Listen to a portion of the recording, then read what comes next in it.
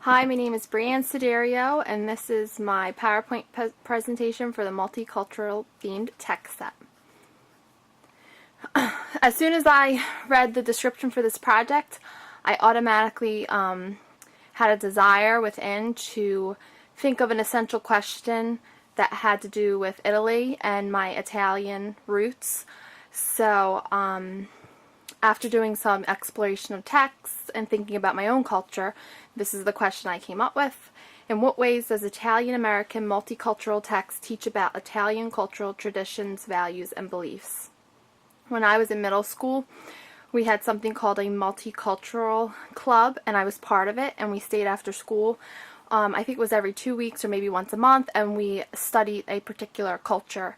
And then we had a huge celebration at the end of the month celebrating that culture's food, music, art, dances, anything to do with the cultural traditions, values, and beliefs. And I always had a love for this type of study of different cultures. So, and I love my own culture, so I thought this would be a great essential question to kind of explore out there because I've never really looked into Italian American multicultural texts. So the first text that I found, it's called All the Way to America, the story of a big Italian family and a little shovel. And I'm not going to read the whole thing, but it basically just talks about the guy writing the book. He's writing a biography, and he's writing it about his great-great-grandfather who came all the way from Sorrento, Italy. So his great-great-grandfather comes all the way to New York, through Ellis Island, comes to New York, where is Little Italy today, and he comes with a little shovel. And the book just talks about, the love of your family. It talks about immigration. It talks about, the work ethic of Italians, coming from a country where they had to work hard in that country, but then also coming here and trying to work hard to make a better life for themselves. But it talks a lot about the love of family, never forgetting your roots, where you come from, and it talks about how something special in the family is handed down through the little shovel. And throughout the book, the little shovel is used from all the family members, whether it be, scooping flour or sugar at the bakery to nuts and seeds, on the cart in the street. It's a really nice story that shows the Italian beliefs, values, and culture that, came from Italy and have infused into Italian American life. And that's just a little bit more about the book. And then the second book I found, and I'm sure, I don't know if you're familiar with Lydia. She's, a very famous Italian cook. She usually is on NJN. I watched her cooking shows thousands of times, and I never knew that she made a book. She actually has a few books out, and it's called Nonna Tell Me a Story, and I love the title because the story she tells them is about her life in Italy as a child celebrating Christmas. She didn't immigrate to America until she was 12 years old, so she has, all those memories in Italy when she was a little girl. But this story is just so rich in Italian culture. It talks about how to decorate an Italian tree authentically. She talks about, Christmas cookies, and she just talks about the love of family, like how Italians really treasure their time together with their family, especially, cooking in the kitchen together and, not being wasteful. And I know in my own family, my family members, my Italian family members are always making food, and they don't waste anything. They use everything from the eggshells to the bones of the chicken to, make food, make compost for outside. So it's a really good book that really dives into the culture of Italian, their beliefs, their values, and their traditions. And that's a little bit more about it. And then this book, I love this book. I found it's called The Pasta Family. It's a book about, again, the love and the unity that Italians share with each other, but also about forgiveness, and it can relate to any family, just not Italian Americans, but that's a big, these are big values and beliefs that are seen throughout Italian American families, and I come from a big Italian American family, the love of family, being together, but also forgiving each other. But the whole story is told through characters that each are pasta, whether it be rigatoni, penne. it's just a cute little story because pasta is such a, it's the main staple of an Italian diet in Italy and then over here in America, and I think it's a great way to show not only the values of the Italian culture, but you know, the traditions of the culture and the diet of the culture through the use of all the Italian pastas. And then the last book I chose was Nona's Kitchen. This is a great book because the main focus takes place in the kitchen with Nona, and Nona is Italian for grandmother. And Nona, she is a very wise old grandmother with much knowledge. She gives a lot of love to her family, and she has a lot of advice to give to, you know, her family and friends. And it all takes place in the kitchen among cooking, baking, and sharing family meals together. And if anyone knows of, you know, anything in any Italian family, the kitchen is the main staple. You know, Italians love to eat, and that's where lots of people gather to have many, many discussions, whether it be about, you know, triumphs in their lives or things that are, you know, both good and bad, or, you know, disputes that need to be settled. The kitchen is a main staple in an Italian-American family where a lot can go on. The context of my study, I chose to use grade 4 because a lot of these texts, they start at age appropriate, age 4 or 5, but it goes up to about, you know, 8, 9 years old, so I thought grade 4 would be a really good grade to use. And I thought that I could do the study over the course of 4 weeks, and I could do it during the month of October because that is the Italian American Heritage Month. And each week of the month would be dedicated to one of the 4 books that I had chosen. And I would open up the whole study with an activity, as you'll see, and then I'll close the study with an Italian festival. And you'll see throughout my activities that I do make language, arts, social studies, science, and math connections. So to set the purpose, the kids are going to watch, I found this great YouTube video called The Great American Melting Pot. It talks about how various immigrants come from various backgrounds who came to America to create an America that is a melting pot, or more like almost a stew, as you'll see in the next activity it explains. I just thought it was important to give some background knowledge about immigration. Then the students will participate. My students have tablets at my school, so it's an interactive website. It's called Who Are We? And the students can use their tablets to interact you know, with the site, and you could check out both websites if you'd like. And then to also set the purpose, I want the kids to do a quick write, so I want them to just write about what they know about Italy, Italians, or Italian Americans. And, you know, some kids might not know much. Some kids might be of Italian descent, so they might know, you know, a lot. But it'll just be nice to see their background knowledge and what they know. And then I found some great videos introducing Italy and a photo tour of Italy just to give them some background knowledge. And I'm not going to go through my my activities and plans to engage readers in detail, but I'll just read the titles and give you just a little bit of information. So for week 1, I'll do All the Way to America.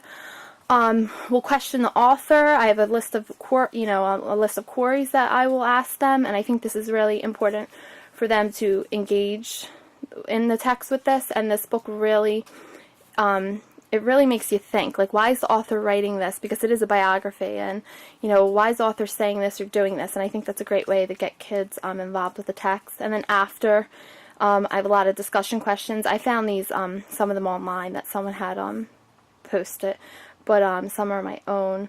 But I think this would be great because a lot of them are inferential or factual or application questions. And then a timeline of events, because the book, you know, discusses how the little shovel was used, so students can make a timeline. Then I thought it would be great if they wrote a letter to a relative. It doesn't matter what descent the relative is. I think it would be great if they did that, and then they could bring the letters, the replies that they got back, and they could be read at the Italian festival at the end of the study. And then learn about the Feast of San Gennaro. That's a big feast that's held around September in Little Italy, New York, or San Diego, or San Francisco. I'll talk about this more later. But it would be great. And then to share in, I think it's Zapoli, the hot Zapoli dessert, a traditional Italian dessert. I never tried it before, actually. And then create a family tree. This could be a project that I would probably have last all month, and then they bring their family trees to the Italian festival to be displayed around the classroom, to trace where their family comes from, because the book traces back to where their family where his family came from, which was in Sorrento, Italy, all the way to Little Italy, New York. Week 2, we would do Nona Tell Me a Story. A cluster would be conducted during the reading. The teacher would create it along with the children's help, and this, will hold and capture the main ideas of the text that they can refer back to. And then the book teaches about decorating an Italian Christmas tree, and that could be done in class, asking for, donations from the parents. The kids will explore traditional Italian cookie recipes. They could look through the web or the library, and they would compile 3 to 4 of these, and then from these I would pick 5 recipes that I would have, for the Italian festival. And I would also demonstrate how to make one Italian recipe during that week for the math connection. And then I would have the students write an autobiography using planting a seed idea, where they would have to talk about a family tradition that they have experienced, a family or holiday tradition that they have experienced, like write a short biography about that to share with their class at the end of the week. And then she also made a DVD, which is animated, and it has a little bit more features that, are not involved in the storybook, which would be great for the kids to view. And then week 3 would be the pasta family. And I thought it'd be great for the science connection while I'm reading it to give them each bag filled with each type of the pastas that are in the story. And then every time I get to a new character, we can pull out the pasta, they can explore it, I could talk a little bit about it, and then I could continue reading, So I'm teaching them about pasta, which is essential in the Italian culture, but also teaching them the values of the story about love, being together, and forgiveness. The kids also research Italian pasta dishes. So I'll demonstrate how to make one during the week, but then I'll pick out of all their Italian dishes that they have compiled, I'll pick 3 Italian pasta recipes that will be made for the Italian festival. And then a writing prompt, I'll have the kids describe a favorite family traditional breakfast, lunch, or dinner entree, and they'll have to, describe it to me, write about the experience with their families, and then share it with their classmates at the end of the week. In week 4, Nona's Kitchen.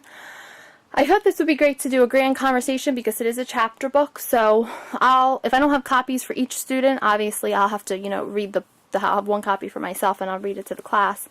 But then I'll have predetermined spots where, I won't do this for the whole entire book because it'll take too long, but I'll have certain spots where I'll read it to the class, I'll stop, I'll have them discuss it in small groups, then we'll discuss it as a class in a grand conversation. And a grand conversation is where students can just freely speak, and we feed off of each other's ideas, opinions, thoughts, connections, and then I summarize them at the end, and then students write a reflection about it on a piece of paper and in their journals.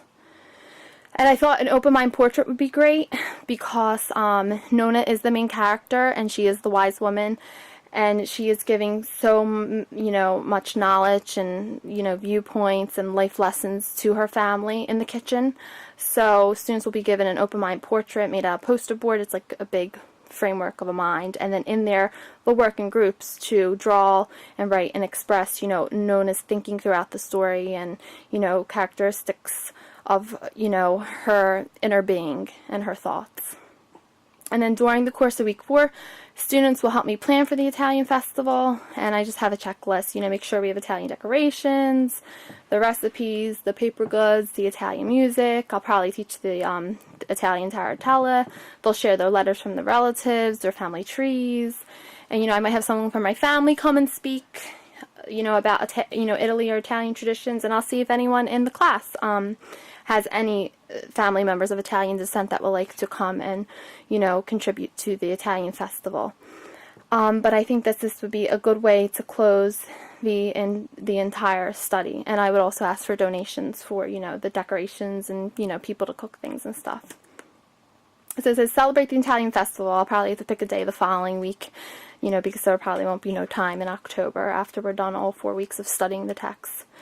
So my final video diary reflection would be, as a result of creating the text set project, I learned that, there are texts out there that I can find to address Italian American culture. I learned, though, to question the literature because I came across some books that had a lot of stereotypes about Italians in there, and I don't know if the books that I chose are all written by Italian Americans or Lydia, who is, originally from Italy. And also me being of Italian American descent, I'm easily able to tell between the stereotypes that are portrayed. And just like you have shows like Jersey Shore and Jerseylicious, they don't really portray Italian culture and its authenticity. Because if you go to Italy, it's very different than what they're portraying on TV. I also learned that, many things about my own culture. I never really knew how a tree is decorated in Italy authentically. I'm used to the lights here and, the glass Christmas balls, but in there they make the decorations homemade from cookies and fruits and candies and, bay leaves that they string to make the garland. There's nothing that's store-bought. And I was not aware of Saint Gennaro. He is the patron saint of Naples, and they celebrate him every year in September, and he is the patron saint of immigration from Italians from Italy here to New York. So that's why they celebrate him, in honor of all the Italians that have fled to America, to the melting pot, to create this Italian-American culture that we find today all over the United States. I learned that I can find, many different ways to incorporate, the content areas into the study of multicultural literature. It just doesn't have to be language arts. It could be science, math, social studies, art. And I just learned how important it is to teach, kids about these different cultures, because I feel like in my own classroom, I have a little bit, but not much. But it's very difficult with all the other curriculum that you have to teach, and multicultural curriculum isn't a set curriculum, so it's something that I have to really think about when planning for next year. What I liked about creating the text set project, I think the thing that I liked the most is just I was able to embrace my own culture, because I am Italian American, so I was really excited to do that, learn about my own culture, and see what I could bring to my class to teach my kids. What I found challenging about the text set was finding literature there. I was exploring it for, cultural purposes and values and beliefs, and there's not much out there. A lot of books that talk about it are talking about, immigrants that have immigrated from Italy to here that are working in factories. Like, a lot of them it's historical fiction. And they're talking about their work ethic and, how they worked so hard to build up their life in America. But there's not many books out there that just talk about the culture of Italians. So, I don't know, I'm pondering maybe I should become an author and create some of those children's books and junior literature. And in my future teaching, I could see myself definitely using author study to, teach about any culture to the kids using all different types of texts. I mean, it's a great way to get kids involved. You can take all different pathways and avenues to teach them this. And I've already used it in my kindergarten class, not multicultural, but Eric Carle. I did an author study about him in spring just to teach all about nature, and I used all his different books, and it was really engaging for the kids, and the kids really got to know the text and to know the author. So I would definitely use this in my future teaching. I just have to think how I'm going to incorporate it into my already heavily detailed curriculum schedule, but it is essential. It is something that needs to be incorporated into schools more. Alright, I hope you enjoyed. Thank you.